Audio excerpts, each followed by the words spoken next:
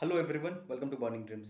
जैसा कि एग्ज़ाम का डेट आ चुका है और एग्ज़ाम तुम्हारा होने वाला है, तो बैक टू बैक कुछ मैसेज आते हैं मुझे कि भैया कॉन्फिडेंस लेवल नहीं आ रहा है, कॉन्फिडेंस नहीं आ रहा है, क्या करें, परेशान हो रहे हो। तो देखो, मैं एक बात कहूँगा कि ये एग्ज़ाम इंपॉर्टेंट है, बट ये एग्ज़ाम तुम्हारी ज़िंदगी नहीं है। इस बात को हमेशा याद रखना, क्योंकि ये एक एग्ज़ाम है, बहुत इंपॉर्टेंट एग्ज़ाम है, मुझे पता है। क्योंकि मैं इस चीज़ को फेस किया हूँ कि एग्ज़ाम में कैसे एंजाइटी होते हैं, हमें डर लगता है कि हमारा नहीं होगा तो क्या होगा।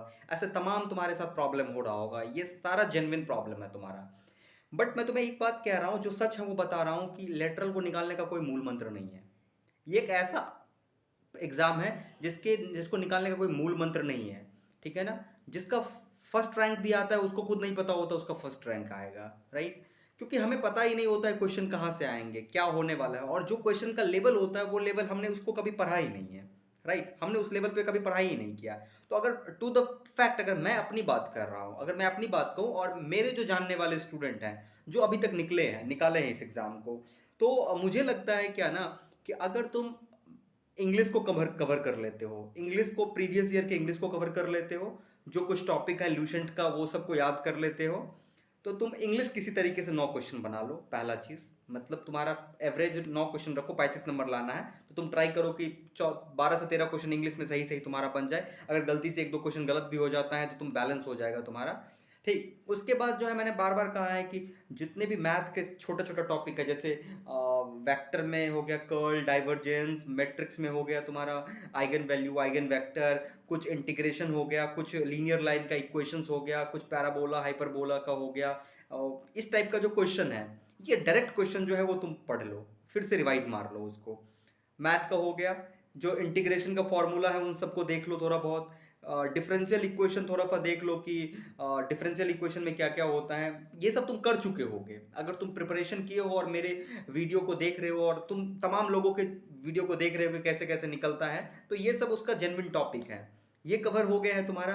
तो मैकेनिक्स में मैंने कहा कि छोटा छोटा टॉपिक जो है, जो फ्रिक्शन है, फॉर्मूला टाइप से टॉपिक है, कि पुली वुली को हटाएंगे तो क्या होगा, इन सबको करके एग्जाम में जाके चिल होके एग्जाम देना। राइट?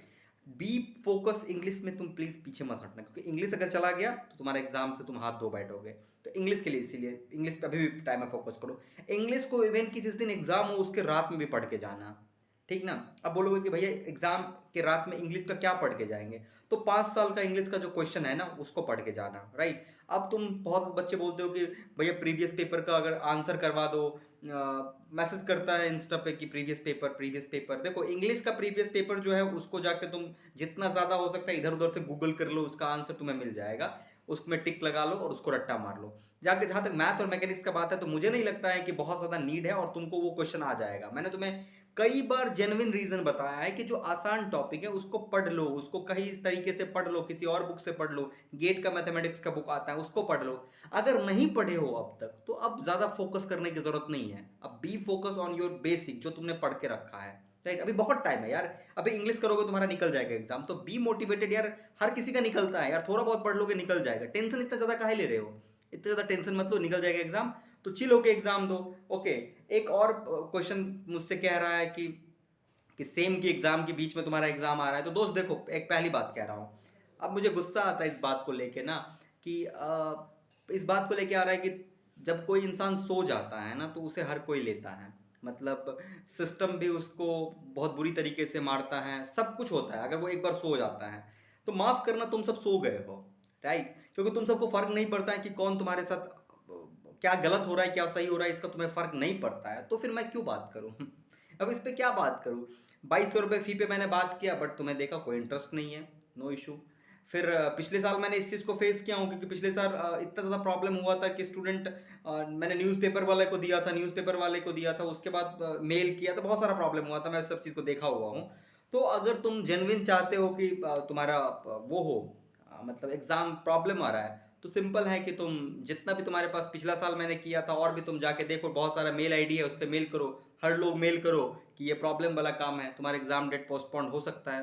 तो वो एग्जाम डेट पे ये वीडियो नहीं है, ये वीडियो बेसिकली है जो बच्चे कॉन्फिडेंस नहीं गेन कर रहे हैं, तो प्लीज़ उसके लिए ये सजेशन है लास्ट में यही, कि बी मोटिवेटेड, जितना पढ़े हो उतना काफ़ी है, और एग्जाम दो, निकल जाएगा एग्जाम, टेंशन मत लेना, एग्जाम निकल जाएगा, और भगवान पे विश्वास रखो, एग्जाम निकल जाएगा। चलो बे, चिल करो, एग्जाम निकल जाएगा।